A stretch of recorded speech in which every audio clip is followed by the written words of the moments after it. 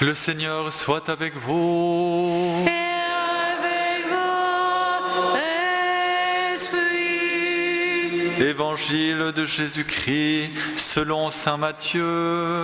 Gloire à toi, Seigneur.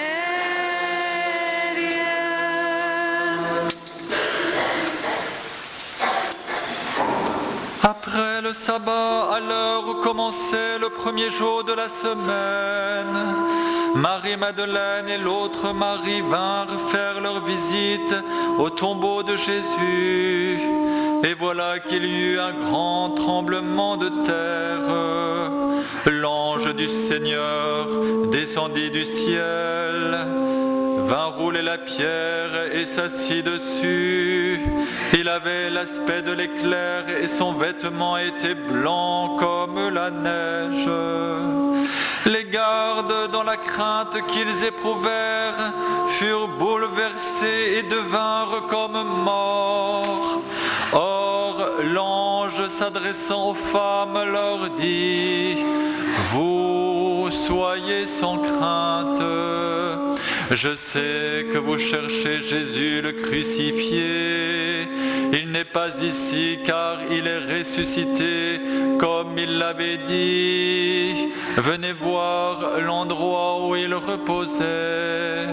Puis vite allez dire à ses disciples : il est ressuscité d'entre les morts. Il vous précède en Galilée, là vous le verrez. Voilà ce que j'avais à vous dire. Vite, elles quittèrent le tombeau tremblantes et toutes joyeuses, et elles coururent porter la nouvelle aux disciples.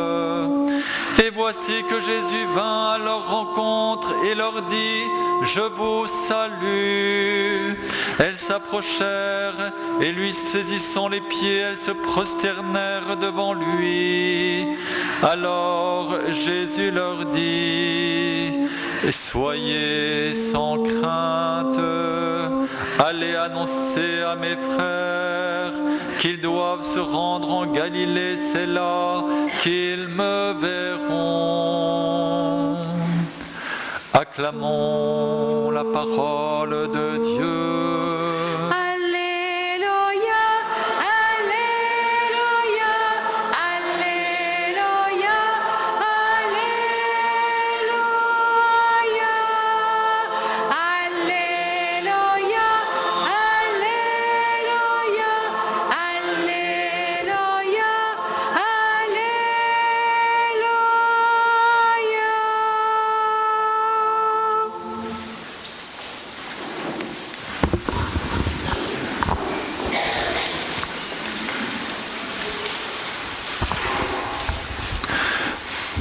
Christ est ressuscité.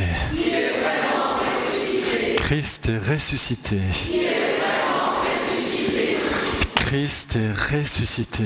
Il est vraiment ressuscité.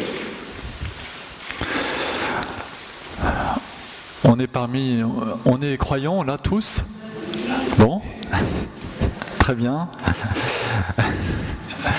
Amen. Alors justement ce soir, nous allons dire que nous sommes croyants. C'est ce que nous allons faire ce soir. Nous allons renouveler les promesses de notre baptême. Parce que ça veut dire quoi être croyant ? Vous savez, croire que Jésus a existé, croire qu'il est mort et ressuscité, les démons en font autant. Hein. Ils y croient. Alors être croyant, c'est plus que ça. Vous me suivez jusqu'à maintenant ? Ce soir, nous allons renouveler les promesses de notre baptême et il nous sera posé des questions. Alors, on va un peu se préparer à ce questionnaire-là. On va nous demander : croyez-vous en Dieu le Père Tout-Puissant ? Croyez-vous en Jésus-Christ, son Fils ? Croyez-vous au Saint-Esprit ? Si nous sommes dans la foi des démons, nous allons dire oui, nous y croyons, Dieu existe. Qu'est-ce que ça change ? Ça te sert à quelque chose? Qu'est-ce que ça change concrètement dans ta vie? Alors ce soir, on va choisir que ça ne soit pas la foi des démons. C'est quoi la différence? Les démons, ils se contentent d'y croire. Comme ils croient en la présence réelle dans l'Eucharistie, je vous promets. C'est assez extraordinaire de voir ça dans l'exorcisme. Nous, on a des problèmes pour y croire parfois. Le démon, il y croit tout à fait. Sauf que, lui, il n'adhère pas. Alors nous, si nous disons « je crois », ça veut dire que nous adhérons. Par le cœur.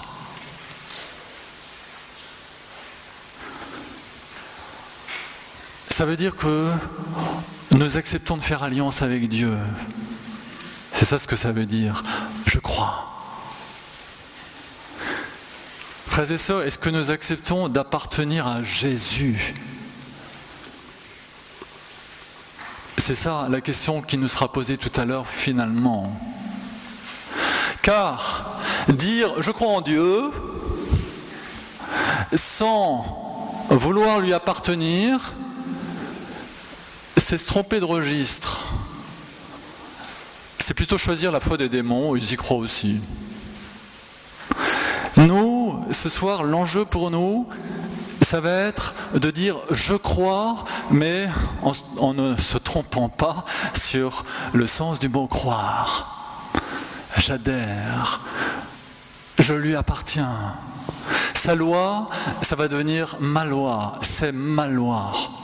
Je n'aurai pas d'autre loi que celle du Christ. Croire en Dieu, ça veut dire choisir Dieu comme notre maître, notre Seigneur, plutôt que d'autres maîtres, d'autres seigneurs. On va faire un peu de catéchisme. Si Dieu n'est pas notre maître, c'est qui notre maître? 3 solutions. Selon Saint Jean de la Croix. Vous êtes timide ce soir, qu'est-ce qui vous arrive? Alors, le maître, c'est le démon qui gouverne notre vie, ou le monde au sens biblique du terme, c'est-à-dire les idées. On vous dit ça c'est bien, ça sera bien pour vous, d'accord. Ça c'est le monde au sens biblique du terme. Et troisième ennemi, il paraît que c'est le pire, celui-là, c'est le moi.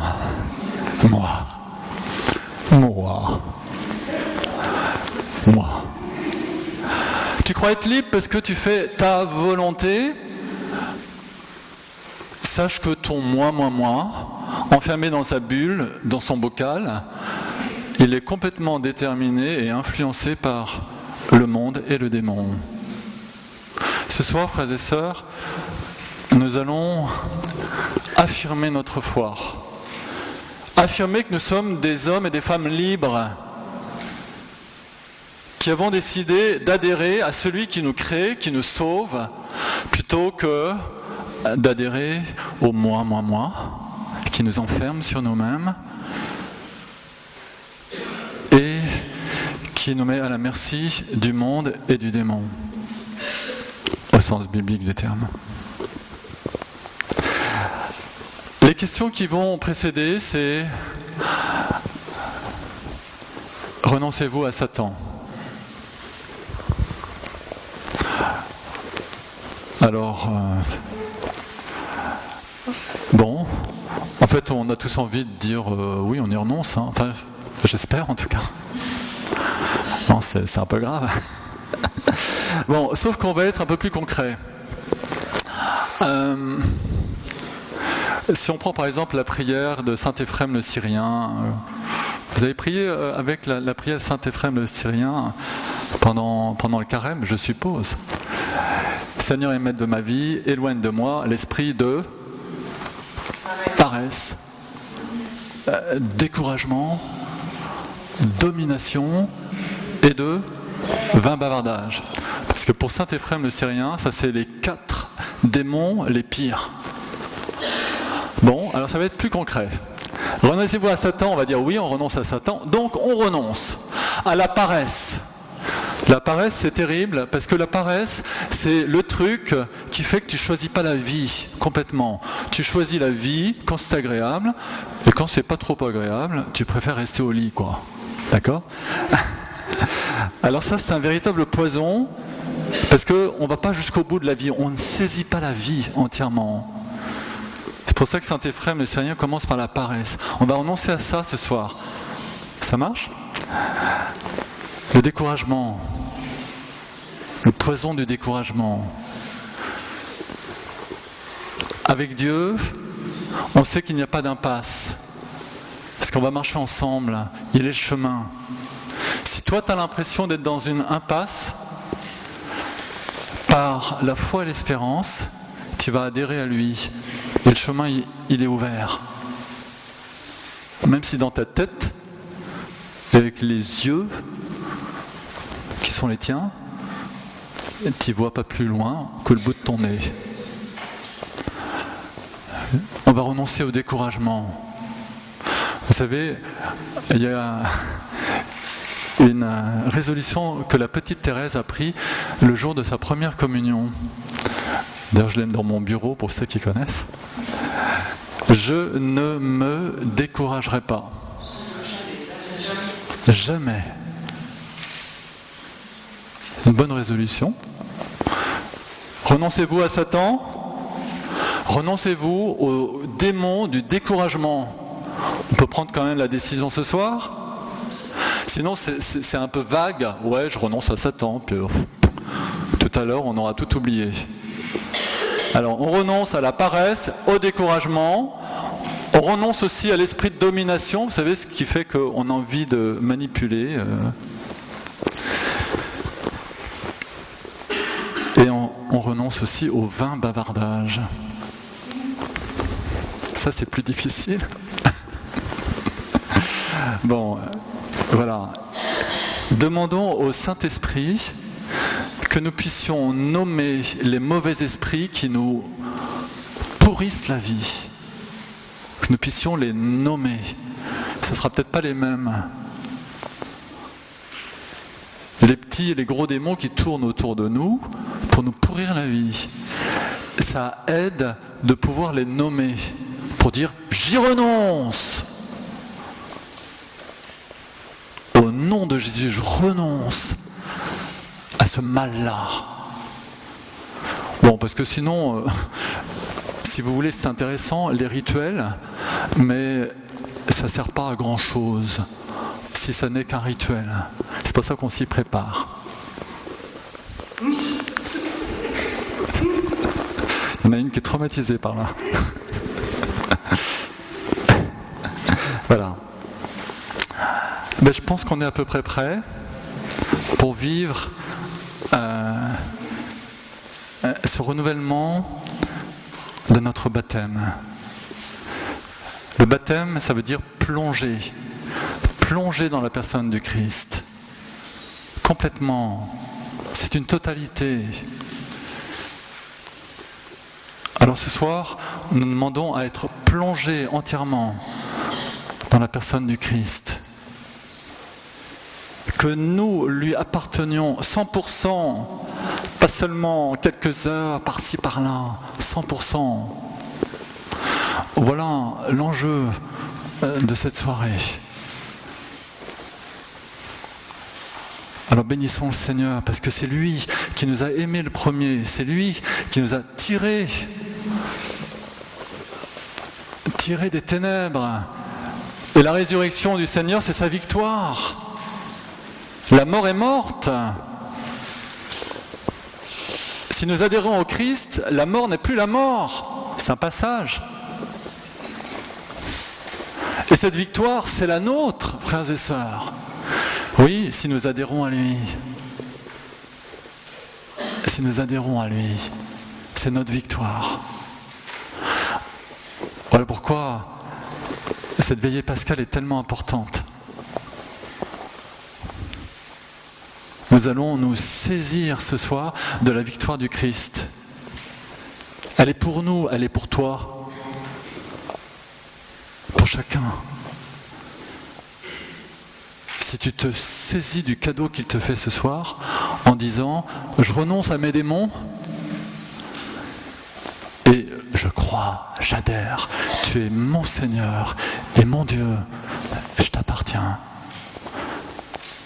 Demandons au Saint-Esprit maintenant qu'il nous dispose à ce geste que nous allons faire dans un instant.